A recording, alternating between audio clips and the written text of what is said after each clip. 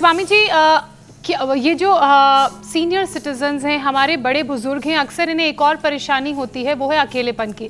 अब बच्चे बड़े होते हैं, अपनी अपनी नौकरियों के लिए घर से बाहर चले जाते हैं, तो घर में माँ बाप अकेले रह जाते हैं और इस अकेलेपन की वजह से तनाव बढ़ता है और ये तनाव ब्रेन के लिए बिल्कुल भी अच्छा नहीं है, ब्रेन डिजीजेस के खतरे को बढ़ाता है। तो स्वामी जी, क्या ग्रुप में, समूह में योग और सामूहिक ध्यान करने से ये जो तनाव है वो कम होगा, स्ट्रेस कम होगा और हमारी ब्रेन हेल्थ बेहतर होगी? योग, यजन, भजन, कीर्तन जो सामूहिकता के लिए महात्मा गांधी जी ने बड़ा अभियान शुरू किया था। सुबह उठो, भगवान नाम का संकीर्तन करो, रघुपति राघव राजा राम पतित पावन सीताराम।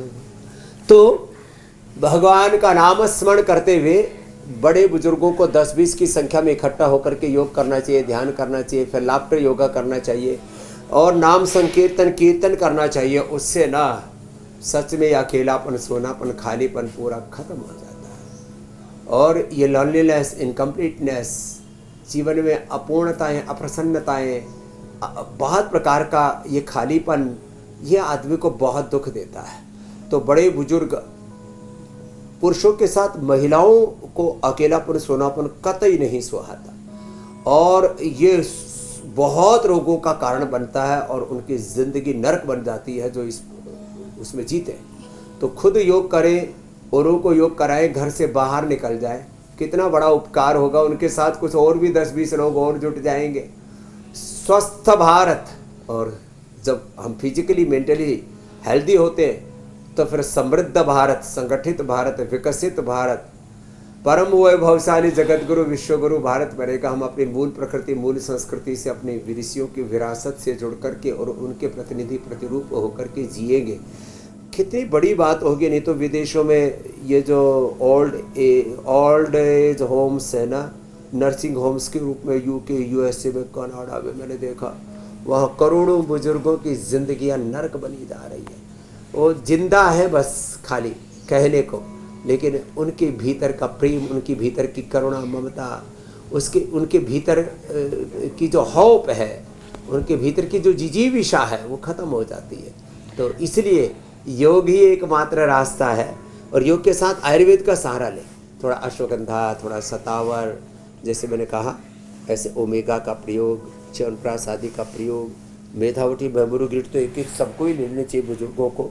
और ये अश्वगंधारिष्ट, सारस्वतारिष्ट जो बताया है ना, ये बड़ा ज़बरदस्त है। हाँ, ये जो औषधियाँ है ना जी, ये, और जब शरीर की मांसपेशियाँ कमज़ोर पड़ जाती है तो पीड़ानील तेल के साथ ही क्षीर बला तेल, ये अंदर से नस नाड़ियों को ताकत दे देता है। बला जो है ना, अत्यंत बल देने वाली है क्षीर बला तेल। तो अश्वगंधारिष्ट, सारस्वतारिष्ट खाने के बाद वाइन दारू ना पिए, यही पी ले, द्राक्षा।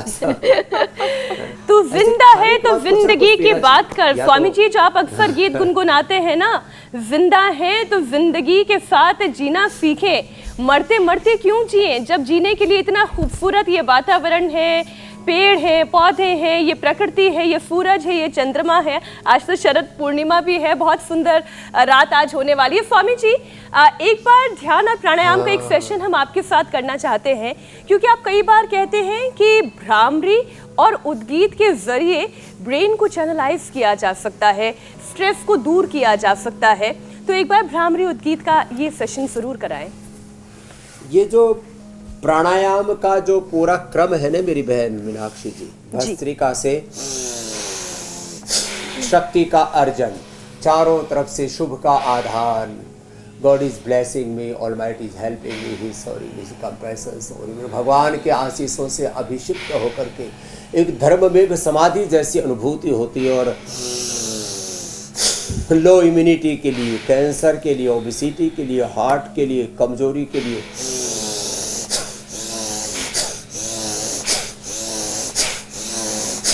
ये 2-5 मिनट भस्त्रिका सबको कर लेना चाहिए। अन्नमय प्राणमय मनोमय विज्ञान आनंद कोशिश से पुष्ट हो। कपाल भाती से मूलाधार, स्वादिष्ठान, मणिपुर, फिर हृदय, विशुद्धि, आज्ञा, भ्रुकुटी, सहस्रार चक्र, पूरे अष्ट चक्र, नवद्वार, 72 को 72,10,201 नाड़ियों में, 37 ट्रिलियन सेल्स में शक्ति का संचार हो जाता है। और सुनो, अनुलोम विलोम से तो फिर ईड़ा पिंगला सुषुम्ना नाड़ी में जब प्राण का प्रवेश होता है तब शरीर के इंद्रियों के मन के दोषों से मुक्त हो जाते हैं। निर्दोष, निर्विकार, निर्विचार, इसको निर्विचार समाधि, दग्ध बीज समाधि, असंप्रज्ञात समाधि, संकल्प से समाधि सिद्धि, ध्यानम निर्विषयम। तो स्वामी जी, ध्यान और प्राणायाम का ये सत्र हमारा नियमित तौर पर जारी रहेगा, योगाभ्यास का सत्र जारी रहेगा। आज आपसे विदा लेने का वक्त हो गया है। कल फिर से रोगों से जंग स्वामी रामदेव के संग एक बार फिर आपसे जुड़ेंगे। बहुत बहुत धन्यवाद। प्रणाम स्वामी जी।